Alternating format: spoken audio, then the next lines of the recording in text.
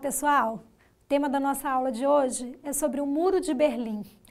O Muro de Berlim ele foi um símbolo, um grande símbolo do período de Guerra Fria e por conta disso é um assunto que é muito cobrado no Enem. Bem, em 2014 a Alemanha fez uma grande comemoração da queda dos 25 anos da queda do Muro de Berlim.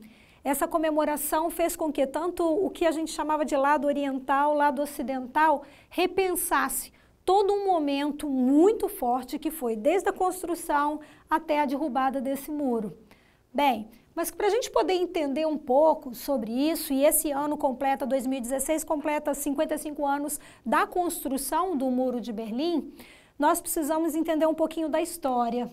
Foi na Conferência de Potsdam, pós-Segunda Guerra Mundial, que a Alemanha, que perdeu essa Segunda Guerra, teve que ser dividida, então foram criados setores. O setor francês, setor inglês, setor americano, que compôs a chamada Alemanha Ocidental, e o setor soviético, que compôs o lado da Alemanha Oriental. Bem, essa Conferência de Potsdam, ela foi extremamente importante porque ela conseguiu descentralizar toda uma questão política que existia na Alemanha. Esse período é conhecido como período de Guerra Fria. Essa Guerra Fria que se estabelecia com o capitalismo, tendo uma divisão de classes, tendo uma economia que era chamada de economia de mercado, e a propriedade, que é considerada uma propriedade privada.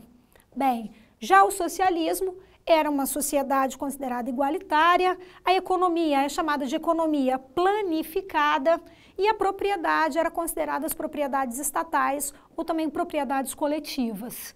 Esse período de Guerra Fria formou uma verdadeira cortina, conhecida como cortina de ferro.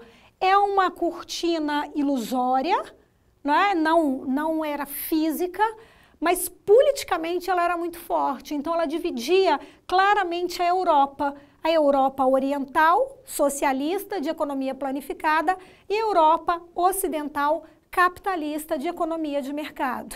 Bem, a Mafalda brincou com essa cortina de ferro, ou melhor, o Quino, que é o pai da Mafalda, brincou com essa cortina de ferro quando ela diz: meus votos de Feliz Natal para os povos do Ocidente e para os povos do Oriente. E de repente o som volta. Ela disse que ricocheteou na cortina de ferro. Então a cortina de ferro era considerada um isolamento, uma tentativa de isolamento do mundo socialista.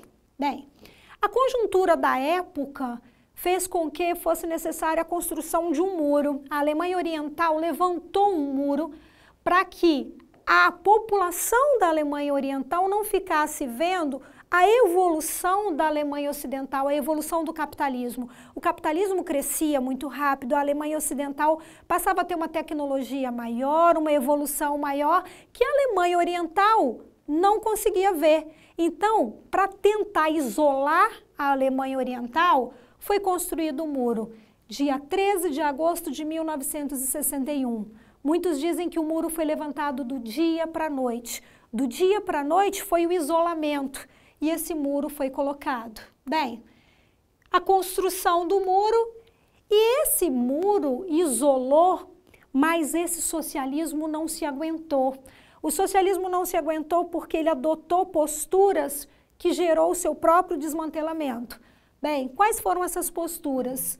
Um governo extremamente burocrático e corrupto em vários momentos, um alto nível, um baixo nível de desenvolvimento tecnológico em setores básicos, principalmente de bens de consumo, não se produziam bens de consumo, um investimento pesado em armamentos, muitas dificuldades financeiras de se manter os países.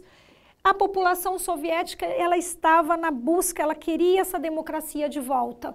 Ela queria trazer de volta um processo democrático que viu se perdendo na figura do Estado centralizador.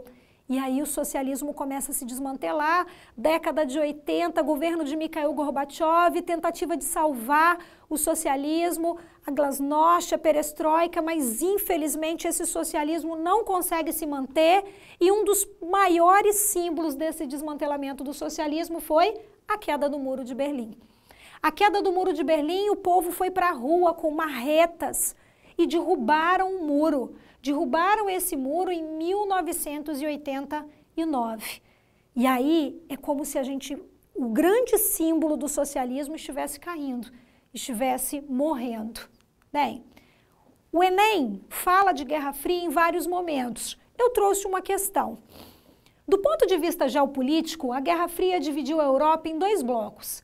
Essa divisão propiciou a formação de alianças antagônicas de caráter militar, como a OTAN, que aglutinava os países do bloco ocidental, e o Pacto de Varsóvia, que concentrava os blocos oriental. É importante destacar que na formação da OTAN estão presentes, além dos países do leste europeu, os Estados Unidos e o Canadá.